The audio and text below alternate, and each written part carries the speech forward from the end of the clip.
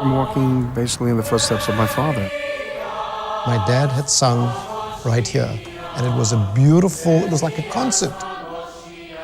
There were several souls that were singing with us. It was the first time that anything like that had happened. My father was put in with a bunch of Greek Jews in a barracks just down the block. We very often just say, Poland, Auschwitz.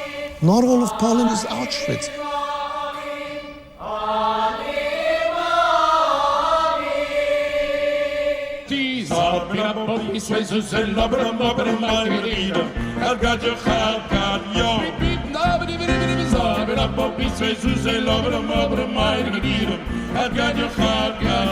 If you're a Chassid, it came from here. If you're a Zionist, it flourished here. If you're into Yiddish secular culture, it flourished here.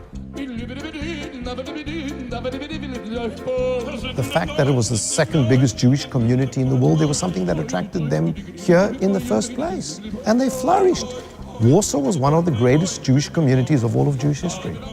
In terms of literary, political, cultural, social activity, Poland was the greatest place for the Jews probably in the entire world. People need to know there's a past and how glorious it was in order to go forward.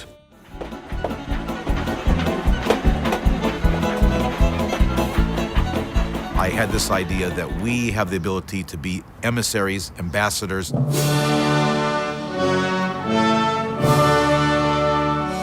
Exploring the Jewish culture, I tried to find the answer on the basic question: what is my cultural identity? I'm not Jewish. However, I was born in Poland. Poland, where Jewish culture and Polish culture intertwined through the centuries.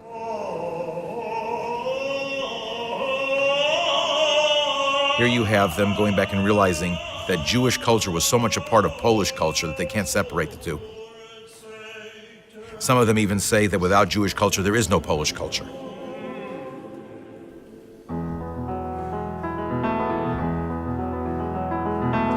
Like the pine trees lining the winding road, I got a name, I got a name. Like the singing bird and the croaking toad, I got a name, I got a name. It was a personal journey. And I carried with me like my daddy did. I'm walking basically in the footsteps of my father. I can picture my dad running. I can picture my dad running. Down the highway. There's really nothing indicating that a Jew had lived in this town. And in fact, there were 8,000 Jews who lived there out of 10,000 people, so it's 80% Jewish. They were all centered in Treblinka. Like the north wind whistling down the sky, I got a song. Oh, I got a song. And the only monument that I could find was at the end of a locked cemetery. I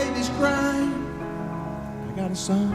There was a memorial to the Jews of Shidlovitz who had died. I am going to try to help them to establish some kind of a little museum to the history of the Jews here.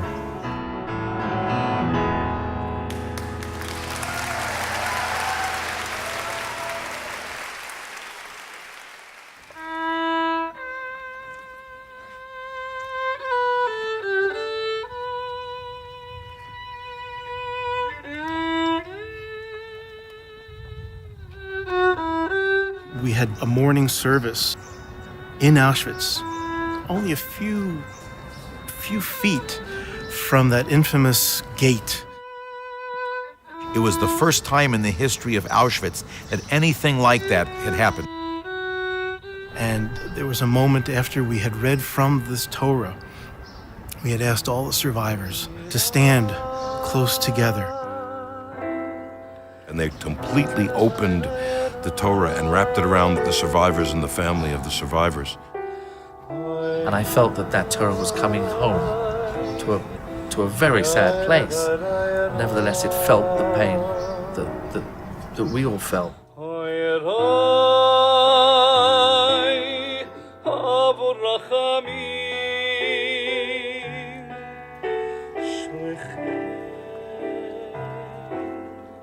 There are souls that hover there. There is a million something Jewish souls that are at that place.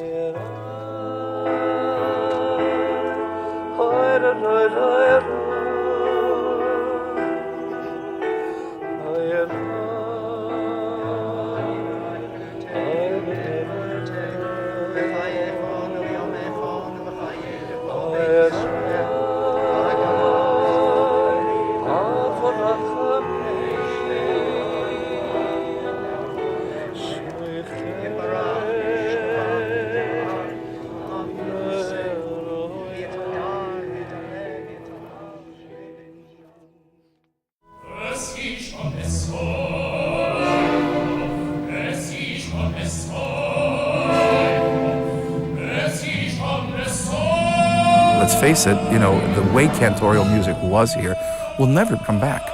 There's no audience for it. First, they were killed by the Nazis. I heard somebody say, whoa, we won, they lost. No, no, no, we lost.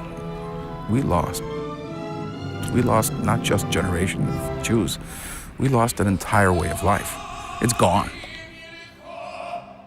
It cannot be like that 6 years of the Shoah, of trauma, of drama of the Jewish nation, you know, can eclipse, can overwhelm the 1,000 years of a living Jewish culture, which was created in this place.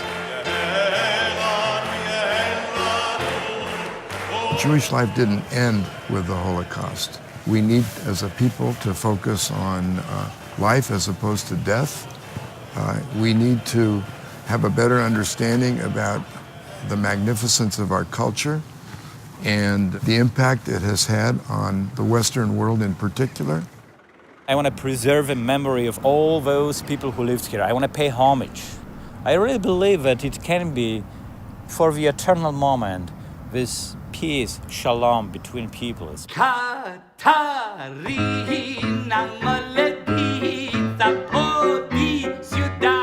Where the 12, 13, 15,000 people from all over the world enjoy and admire the Jewish music on this huge stage, which is done by the most eminent Jewish artists from all over the world in the heart of a Jewish neighborhood. Saturday night in the square when we sang, there were about 12,000 people out there and maybe 100 Jews. These people were trying to touch us. They wanted our autograph. They wanted to be near us. They wanted to see what we looked like.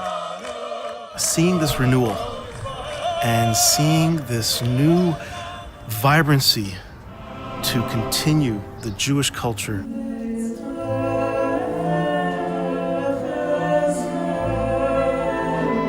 And then it was like the icing on the cake to have my daughter right next to me. I had a moment where there were several souls that were singing with us, my father included. It made the whole thing come together for me.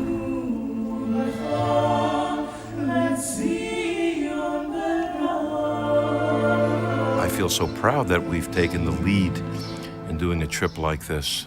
There's never been anything like it.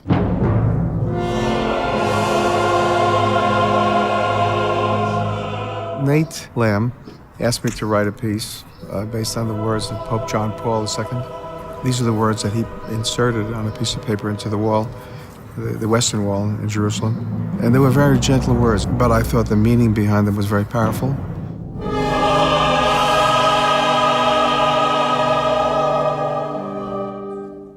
I need to have a journey with this piece.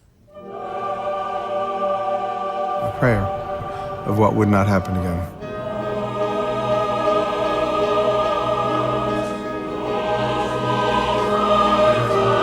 I have one movement I call benediction, blessing, because it was almost had to be a joyful experience, that this is going to lead to something in the future.